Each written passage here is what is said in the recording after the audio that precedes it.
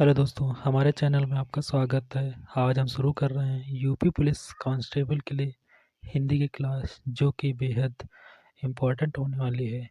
UP police constable में 35 number की हिंदी पूछी जाती है। हिंदी के लिए हम टॉपिक वाइज पढ़ेंगे, जिसमें लगभग 3 क्लास थ्योरी की होंगी तथा चैप्टर के अंत में हम एमसीक्यू तथा प्रीवियस ईयर क्वेश्चन पेपर भी करेंगे, लगभग 2 क्लासों में। तो आज की पहली क्लास वाक्यांश यानी अनेक शब्दों के लिए एक शब्द की है, जिसका आज पहला पार्ट है, जिसमें हम लगभग 100 क्वेश्चन के आसपास वन लाइनर माध्यम से रिवीजन और पढ़ेंगे।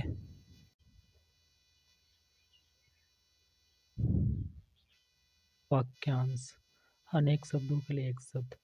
Top 100 important question with answer. तो पहला है, जो सबके अंतःकरण की बात जानने वाला हो उसे हम कहेंगे अंतर्यामी।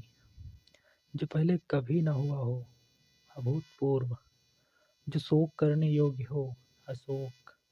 जो खाने योग्य ना हो, अखाद्य।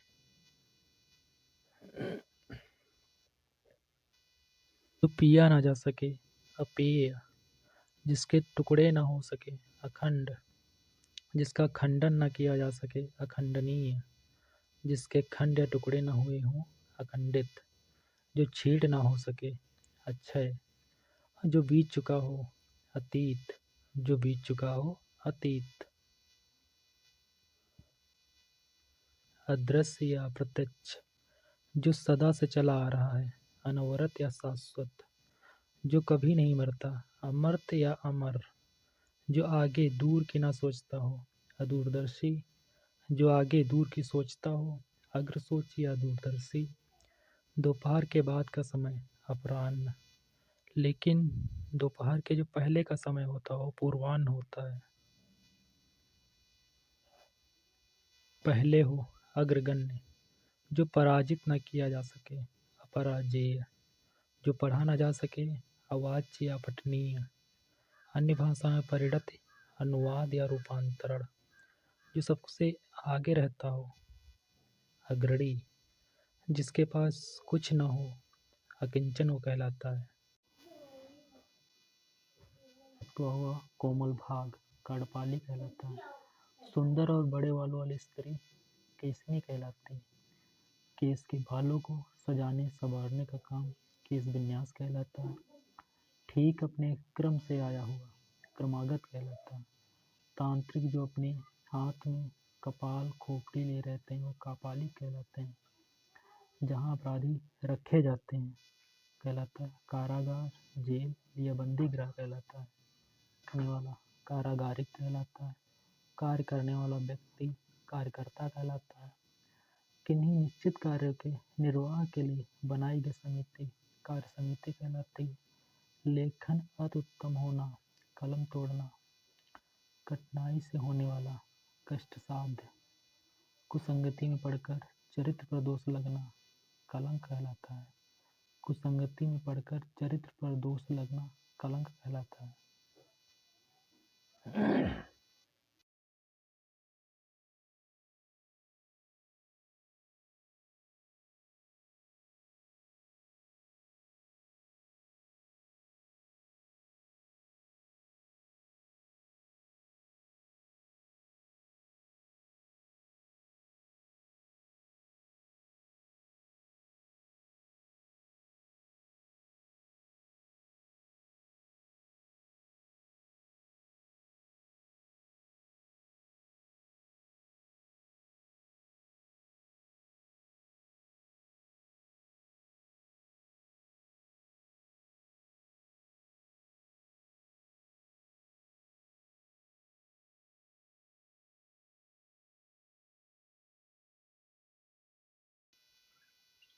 कुबेर कहलाता है।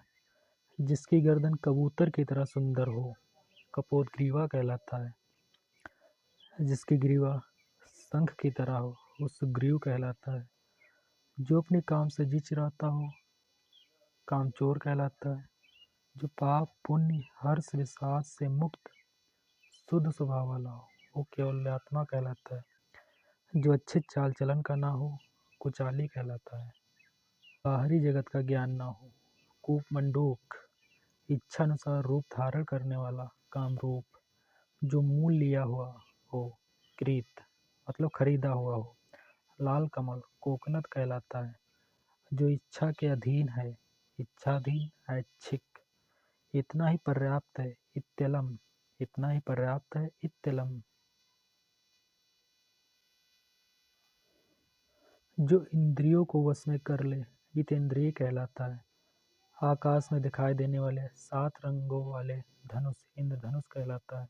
जिसकी इच्छा की गई हो, इप्सित, जो दूसरी की उन्नति देखकर जलता हो, जो दूसरों की उन्नति देखकर जलता हो, ईर्ष्यालु कहलाता है। दूसरों की उन्नति को देख न सकना ईर्ष्या कहलाता है। पूर्व और उत्तर के बीच की दिशा ईशान कोण कहलाती है। पूर्व और उत्तर के बीच की दिशा ईशान कोण कहलाती है। लिया हो, जिसने ऋण चुका दिया हो, वो ऋण कहलाता है। निरंतर ऊंचे उठने की इच्छा उदिशा कहलाती है। पर्वत के नीचे तलहटी की भूमि उपत्यका कहलाती है, जबकि ऊपर की भूमि आधित्यका कहलाती है। ऊंचे स्वर से उच्चारण किया हुआ ऊर्ध्वोच्चारित कहलाता है। जो परीक्षा में पास हो गया हो, उत्तीर्ण कहलाता है। जिसका हृदय उदार हो, उदार हृदय कहलाता है। जिसका हृदय उदार हो, उदार हृदय कहलाता है। उदार वृत्ति का हो, उदार चेता कहलाता है। जो धरती फोड़कर जन्मता है, उद्भिज कहलाता है। जो छाती या पेट के बल चलता है, उरग कहलाता है। खाने से बचा हुआ जूठा भोजन उच्छिष्ट कहलाता है। जिसका उल्लेख किया गया हो, उल्लिखित। जो ऊपर कहा गया है, उपर्युक्त। जिसका उल्लेख किया गया हो, उल्लिखित, जबकि जो ऊपर कहा गया है, उपर्युक्त कहलाता है। श्रृंखल कहलाता है। उपकार करने वाला उपकारी कहलाता है। जिस पर किसी काम का उत्तरदायित्व हो, उसे उत्तरदायी कहते हैं। ऊपर की ओर जाने वाला ऊर्ध्वगामी। जिसने अपने वीर्य को कपाल में चढ़ा लिया हो, ऊर्ध्वरेता कहलाता है। उपचार या ऊपरी दिखावे के रूप में होने वाला औपचारिक कहलाता है। उपचार या ऊपरी दिखावे के रूप में होने वाला औपचारिक कहलाता है। था जो जन साधारण में प्रचलित हो, किंवदंती कहलाती है। जिसकी अब कीर्ति शेष रह गई हो, कीर्ति शेष कहलाती है। अपने ही कुल का नाश करने वाला व्यक्ति, अपने ही कुल का नाश करने वाला व्यक्ति कुलांगार कहलाता है।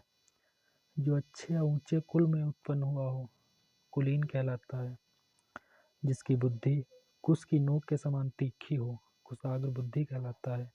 जो कल्पना से परे हो, कल्पनातीत कहलाता है। जिसकी बुद्धि कुश की नोक के समान तीखी हो, उसे कुशाग्र बुद्धि कहते हैं।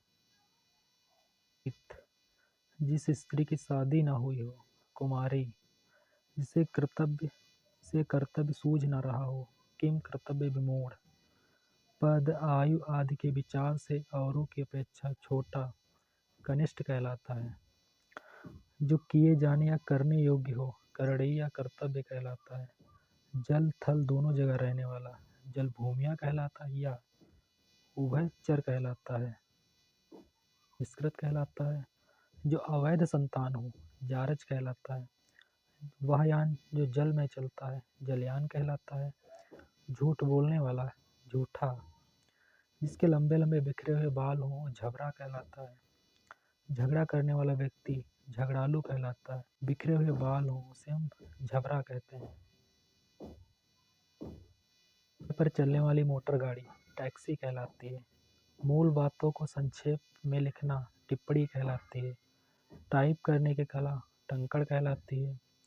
सिक्के ढालने का कारखाना टकसाल कहलाता है। बोझा लादने वाला छोटा घोड़ा टट्टू कहलाता है।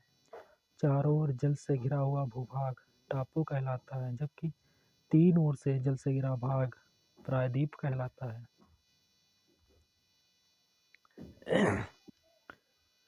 वह वस्तु जिसमें बाण रखे जाएं तूणीर कहलाता है। ऐसा तर्क जो देखने पर ठीक प्रतीत होता है, तर्काभास। जो तर्क योग्य हो, तार्किक। जो तर्क के आधार पर ठीक सिद्ध हो, तर्कसंगत। तर्क के द्वारा जो माना गया हो, तर्कसम्मत। भूत, वर्तमान, भविष्य को जानने वाला त्रिकालज्ञ कहलाता है। तर्क के द्वारा जो माना गया हो, तर्कसम्मत कहलाता है। जो तर्क के आधार पर ठीक सिद्ध हो, तर्कसंगत कहलाता है। जो तर्क योग्य हो, तार्किक कहलाता है। तर्क के द्वारा जो माना गया हो, तर्कसम्मत कहलाता है। भूत, वर्तमान और भविष्य को जानने वाला त्रिकालज्ञ कहलाता है। उसी समय का तत्कालीन कहलाता है। ऐसी जीविका जो आकस्मिक हो, तदर्थ जीविका कहलाती है। जिसे त्याग देना उचित हो, त्याज्य कहलाता है। जिसे त्याग देना उचित हो, त्याज्य कहलाता है।